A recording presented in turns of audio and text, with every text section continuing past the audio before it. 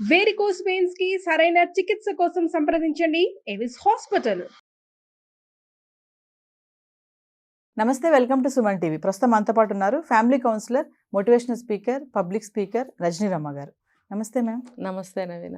Ma'am, ఇప్పుడు 50 సంవత్సరాలు దాటిన మెన్స్ యొక్క థింకింగ్, ఆలోచన విధానం అనేది అసలు ఎలా ఉంటుంది? మామూలుగా చూసుకుంటే మహిళలు మాత్రం ఎప్పుడు ఒకటేలా ఉంటారు కదా. కొంచెం 50+ వచ్చిన మెన్స్ మాత్రం కొంచెం అంటే అలానే ఉంటుందా? ఏమైనా మారతారా, లేకపోతే ఎప్పుడు ఒకేలా ఉంటారా అంటే ఏం చెప్తారు?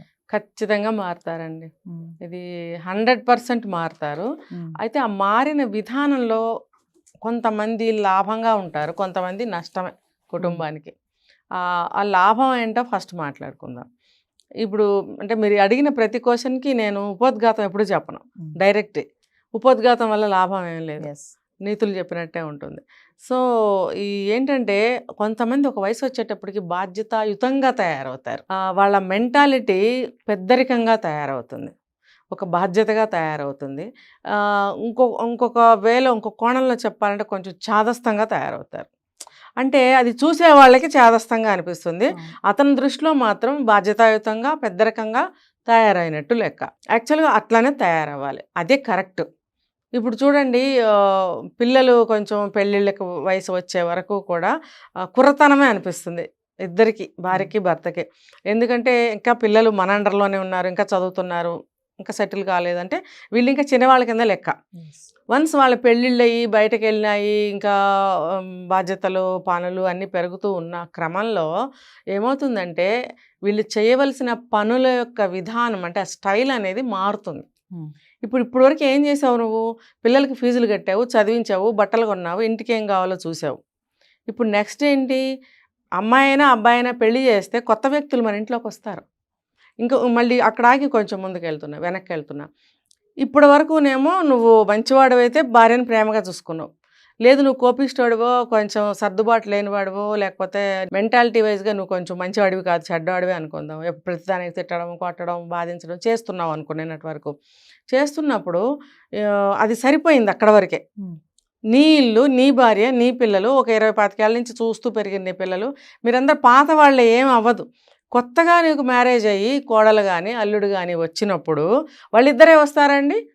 కోడలు వస్తే కోడల ఫ్యామిలీ వస్తారు, ఏదైనా అకేషనల్గా వాళ్ళ చుట్టాలు అందరూ గ్యాదర్ అవుతూ ఉంటారు. అలాగే అల్లుడు వస్తే కూడా వాళ్ళు కూడా వచ్చి గ్యాదర్ అవుతూ ఉంటారు, అందరం మనం కలుస్తూ ఉంటాం. కలిసినప్పుడు కూడా ఇప్పుడు నేను చెప్పాను, ఈ ఏజ్లో మెంటాలిటీ మారితే ఒక బాధ్యతాయుతంగా పెద్దరికంగా తయారవుతారు, అవ్వాల్సిందే. అయినప్పుడు అటువంటి రిలేషన్స్ మన ఇంటికి వచ్చినప్పుడు నువ్వు ఎలా రిసీవ్ చేసుకుంటావు? మంచిగా రిసీవ్ చేసుకుని మంచిగా ఉంటావు. అదే నువ్వు ఒక చెడ్డవాడు అయితే నువ్వేం చేస్తావు అని అంటే, నిన్నటి వరకు భార్యతో ఎలా ఉన్నావు నువ్వు అలాగే బిహేవ్ చేస్తావు. అప్పుడు ఆ భార్యకి ఏమవుతుంది?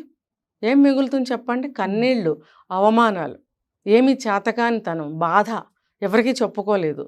అంటే దానివల్ల నీ ఇంటికి కానీ నీ ఇంటిల్లాలకు కానీ ఎంత నష్టం జరుగుతుంది. అంటే నేను ఎందుకు చెప్తున్నానంటే ఆ బాధ్యత అనేది రావాలి. మన ఇంటికి కొత్త వ్యక్తులు వస్తున్నారు, మా అల్లుడు వచ్చాడు, కోడలు వచ్చింది, వాళ్ళు వస్తున్నారు, వెళ్తున్నారు, మన మెంటాలిటీ మార్చుకోవాలనే బుద్ధి, జ్ఞానం ప్రతి మగాడికి రావాలి.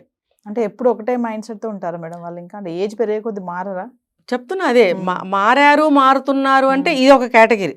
మారుతారు, మారి ఇప్పుడు ఇలా వచ్చిన రిలేషన్ కొత్త బంధువులు వస్తే మంచిగా చూసుకుంటారు వాళ్ళని, సాంప్రదాయంగా ఇంట్లో అన్నీ జరిపిస్తారు. ఆ భార్యకి పెద్దగా కష్టమేమి ఉండదు.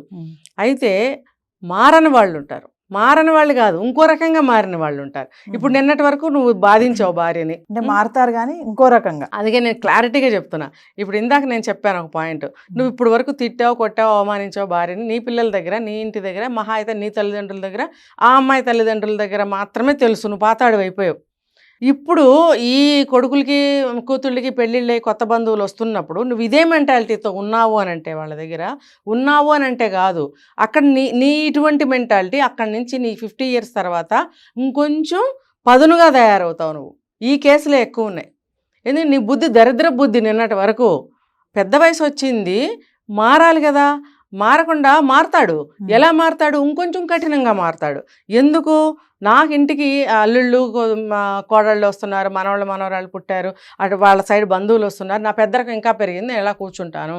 సో నేను ఇంకొంచెం గట్టిగా తిట్టాలి, నేను ఇంకొంచెం ఎక్కువ పెత్తనం చేయాలి ఇంటి మీద కానీ భార్య మీద కానీ. అంటే నిన్నటి వరకు నువ్వు చేసిన చెడు ప్రవర్తన ఏదైతే ఉందో అది ఇవాళ నుంచి ఇంకొంచెం ఎక్కువ పెంచుకుంటున్నావు నువ్వు. దానివల్ల ఏమవుతుందంటే ఫ్యామిలీ ఇంకా ఎక్కువ బాధపడతారు. ఇంకొక పక్క నుంచి నువ్వు చెడ్డవుతావు. అరే స్టార్టింగ్లో నువ్వు మంచివాడు, అబ్బో పెళ్ళాన్ని భలే అదుపులో పెట్టాడు, అతను ఏం చెప్తే అది వినాల్సిందే భార్య, ఆవిడ మాట నడవదు అంటే ఇది కొత్తలో అనుకునేది. దానివల్ల ఏమవుతుంది, భార్య చులకన అవుతుంది అవతల వాళ్ళకి. కొద్ది రోజులైన తర్వాత ఏమవుతుంది, ఇతను కూడా చులకన అవుతాడు. ఓవరాల్గా టోటల్గా ఇద్దరు కూడా బయట వాళ్ళకి చులకన అవుతారు. బయట వాళ్ళ సంగతి పక్కన పెడితే వచ్చిన అల్లుడో కోడలో ఉంది, ఖచ్చితంగా తాటాకులు కట్టి పారేస్తారు. ఇంకా అతని మాటకి విలువ ఉండదు, ఈవిడ మాటకి విలువ ఉండదు. అప్పుడు ఎంత జీవితం అనేది ఎంత భారంగా తయారవుతుందో చూడండి. ఇంకొకటి చెప్తా, ప్రతిదీ అతని మాటే చెల్లాలి. ఒకవేళ మంచిగా మారిన మగవాడైనా మారని మగవాడైనా అతని మాటే చెల్లాలని అనుకుంటే కనుక, ఇప్పుడు బాధ్యత వచ్చేసింది నా మీదకి, నాకు పెద్దరికం వచ్చేసింది, నా మాట నడవాలి, నేను చెప్పింది నేను కరెక్ట్గా నడిపించాలి అనే బాధ్యత వచ్చేసింది అతనికి. వచ్చేసి ఇగో ఇలాగే చేయని అంటే కూడా ఆ భార్యకి నరకమే. అరే అట్లా కాదు, ఏ వయసుకైనా సరే భార్యాభర్తలు ఇద్దరు సమానమే అని నేను ఎప్పుడు మొత్తుకుంటున్నా. ఆ సమానత్వం ఎప్పుడు బాధ్యతాయుతంగా, బాధ్యత అనే ఒక ఇదిలో నువ్వు బాధ్యతను తీసుకున్నప్పుడు మాత్రమే సమానత్వం. అంతేగాని నువ్వు తాగి తందనాలు ఆడతాను, భార్యను కొడతాను, అవమానిస్తాను, లేకపోతే ఈవిడు కూడా నా పాటికి నేను తిరుగుతాను అంటే అది సమానత్వం ఉండకూడదు. అక్కడ ఉండకూడదు. ఎప్పుడైతే మీరు బాధ్యత తీసుకుంటారో అప్పుడే మీకు సమానత్వం వస్తుంది. అంతేగాని ఈ వయసులో ఇంకో పోయేకాలం వస్తుంది. ఇది ఒకటి చెప్పానా, ఇంకో పోయేకాలం చెప్తా.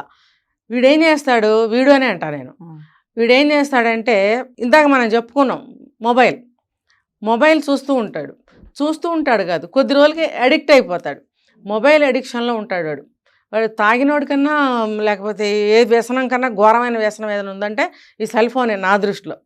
వాడు అందులో మునిగాడంటే వాడు పిచ్చెక్కుతుంది, వాడికి కొట్టేయాలి తిట్టేయాలి యువతల వాళ్ళు ఎవరైనా డిస్టర్బ్ చేస్తే.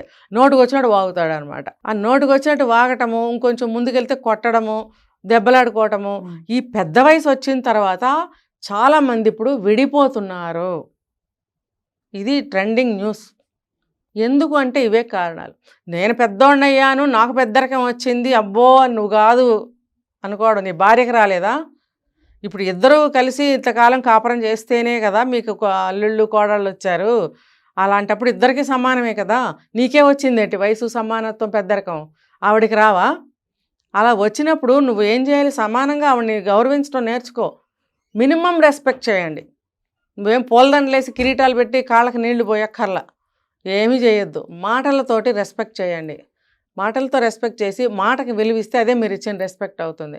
వీళ్ళు ఏం చేస్తారు, అక్రమ సంబంధాలు కూడా పెట్టుకుంటారు. ఇది మూడోది చెప్తున్నా నేను. ఏంటంటే భార్య ఇంటి పనులతోటి కష్టపడుతుంది, మోనోపాజ్ తోటి ఇబ్బందులు పడుతుంది. కొంత ఏజ్ వచ్చిన తర్వాత అనేక రకాలైనటువంటి హార్మోనల్ ప్రాబ్లమ్స్ వస్తున్నాయి లేడీస్కి. వచ్చినప్పుడు ఆవిడకి ఏంటంటే సెక్సువల్గా కొంచెం ఇంట్రెస్ట్ తగ్గుతుంది. దీనికి 2 కారణాలు. ఒకటి హార్మోన్స్ ప్రాబ్లం, రెండోది ఏంటనంటే ఇంటి వ్యాపకాలు వ్యవహారాలు వాటితోటి విసుగుతుంది. చెప్పనా దీనికి కొంచెం డెప్తే వెళ్తాను. అల్లుడు వస్తాడండి, అత్తారింటికి వెళ్ళానంటాడు కానీ మామగారింటికి వెళ్ళాను ఎక్కడన్నా మీరు చదివారా? ఎక్కడికి వెళ్తున్నారు అంటే పండగకి అత్తగారింటికి వెళ్తున్నాను, లేకపోతే ఇంకోటి అత్తగారు, దేనికి చూసినా అత్తగారింటికి కానీ మామగారింటికి కానీ ఎక్కడా లేదు. ఇప్పుడు ఏదన్నా ఇంటికి రాగానే అత్తగారు మంచినీళ్ళు ఇచ్చిందా లేదా, లేకపోతే అత్తగారు ఇంకోటి చేసిందా లేదా, ఇలా అత్తగారని నేను చెప్పను, పెళ్ళి కాకపోయినా కూతురికి కానీ కొడుకుకి కానీ ఆ ఇంటి ఇల్లాలనే కదా అంటారు. వాళ్ళ ఆవిడ లేదా వాళ్ళ అమ్మ ఇలాగే అంటారు. అంతేగాని పెళ్ళైన తర్వాత ఏమంటారు, అత్తగారు అంటారు. అంటే ఎప్పుడు చూసినా కాన్సన్ట్రేషన్ లేడీస్ మీదే. మరి ఆ మగాడు ఏమి అనడా, ఏమి చేయడా, దేనికి పనికిరాడా, వాడు ఏమైనా గొప్పోడా? నువ్వు గొప్పవాడు అయితే మరి నీ భార్యను ఎవరు అట్లా మాట్లాడరు. మరి అలాంటప్పుడు లేడీస్కి ఎన్ని రెస్పాన్సిబిలిటీస్ ఇంట్లో చూసుకుంటూ ఉంటుంది. అల్లుడు మర్యాదలు చేయాలి. కోడలు వస్తే నేను చెప్తున్నాను చూడండి, అల్లుడి కంటే కోడలకి ఎక్కువ చూడాల్సిన రోజులు వచ్చినాయి. అంటే మనస్ఫూర్తిగా ఏ గొడవలు లేని ఇళ్లలో మనస్ఫూర్తిగా ప్రేమాభిమానాలు ఉన్న ఇళ్ళు చాలా ఉన్నాయి. అందులో నేను ఒకదాన్ని. అయితే సాధారణంగా తీసుకుంటే గొడవలు ఉంటూనే ఉంటాయి కదా. అలా ఉన్నప్పుడు ఇంట్లో ఎంత విసుగ్గా ఉంటుంది ఆ స్త్రీకి. ఇలా ఉన్నప్పుడు ఆ భర్త దగ్గరికి ఉండలేకపోతుంది, భర్తతో సెక్సువల్గా ఉండలేకపోతుంది.